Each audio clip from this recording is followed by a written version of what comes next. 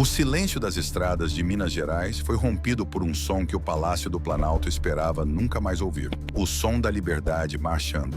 O que vocês estão prestes a presenciar não é apenas uma caminhada de 240 quilômetros. É o nascimento oficial do sucessor mais forte, mais resiliente e mais perigoso para o sistema que este país já viu.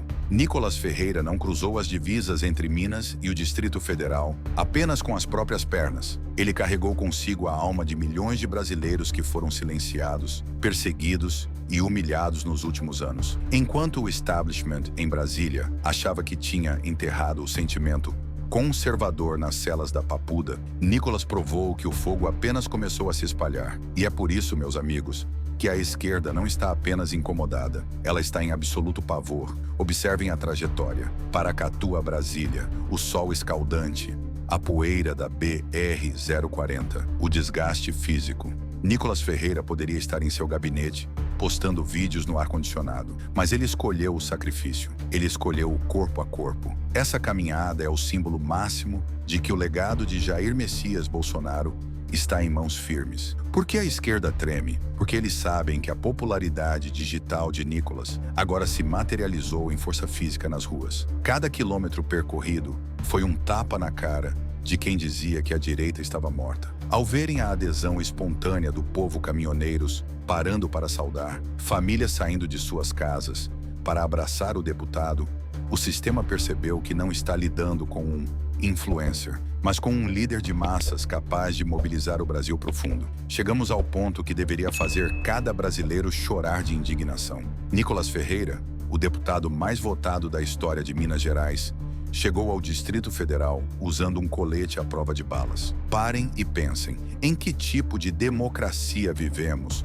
onde um representante do povo, em pleno exercício de sua liberdade de expressão e manifestação, precisa blindar o próprio peito contra ameaças de morte? A assessoria confirma o óbvio: ameaças reais, graves e iminentes. Isso não é apenas um acessório de segurança, é um atestado de que vivemos dias sombrios. O ódio destilado pela militância radical e a conivência da mídia tradicional criaram um alvo nas costas de quem defende a família e a liberdade. Nicolas está disposto a dar a vida, e é essa disposição para o sacrifício que a esquerda, em sua covardia habitual, jamais conseguirá compreender ou enfrentar. Olhem para os rostos de Lindbergh Farias e Érica Hilton. O que vemos nas comissões e nas redes sociais é um desespero histérico. Eles tentam interromper a fala de Nicolas, tentam ridicularizá-lo, mas a verdade é que eles não aguentam 5 minutos de debate honesto com ele. Lindbergh representa a velha política, o sindicalismo ultrapassado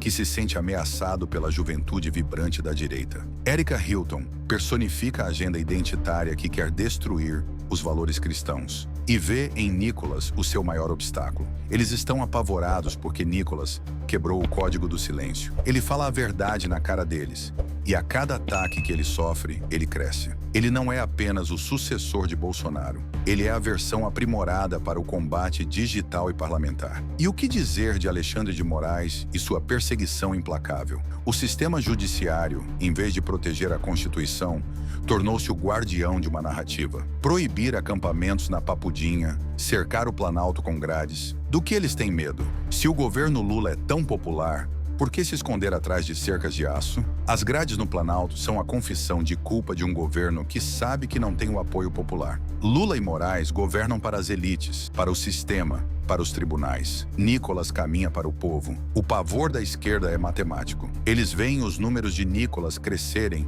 enquanto o Brasil afunda na economia e na insegurança. Eles sabem que, se as eleições fossem hoje, o menino de Minas os varreria do mapa político. Por isso, a ordem é caçar, censurar e intimidar. Mas como você, para um homem que está disposto a caminhar 240 quilômetros com um colete no peito por uma causa? Bolsonaro abriu o caminho, mas Nicolas Ferreira está pavimentando a estrada com uma inteligência estratégica fora do comum. Ele aprendeu com os ataques sofridos pelo capitão. Ele sabe como usar a força do inimigo contra o próprio inimigo. Muitos se perguntavam: quem será o próximo? Quem terá o carisma para unir o Brasil sob a bandeira verde e amarela? A resposta chegou marchando pela BR-040. Nicolas é a síntese do que o conservadorismo precisava. A base cristã sólida, a comunicação moderna e a coragem física de enfrentar o sistema cara a cara. Ele não tem medo de Brasília. Brasília é que tem medo dele. A esquerda está apavorada porque Nicolas é incontrolável.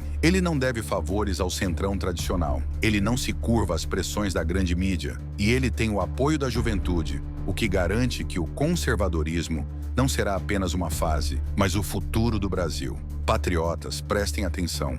O encerramento desta caminhada na Praça do Cruzeiro não é o fim, é o início de uma nova fase da resistência. O sistema vai reagir com fúria. Alexandre de Moraes, Lula e seus aliados vão tentar usar essa manifestação para criar novas narrativas de atos antidemocráticos. Eles querem prender o corpo de Nicolas porque não conseguem prender as suas ideias. Estamos vivendo um momento de ruptura. De um lado, as grades, a censura, o colete à prova de balas e o medo. Do outro, a caminhada, a liberdade, o povo nas ruas e a esperança. De que lado você está? A caminhada de Nicolas até o coração do poder deixou claro: o sucessor está pronto. O exército de brasileiros que não se curva está pronto. E a esquerda? Bom, a esquerda continuará atrás de suas grades no Planalto, tremendo a cada passo que o jovem de Minas dá em direção ao futuro. Eles podem tentar tudo. Podem usar a máquina pública, podem usar o judiciário, podem usar a ameaça da força, mas eles nunca conseguirão apagar a chama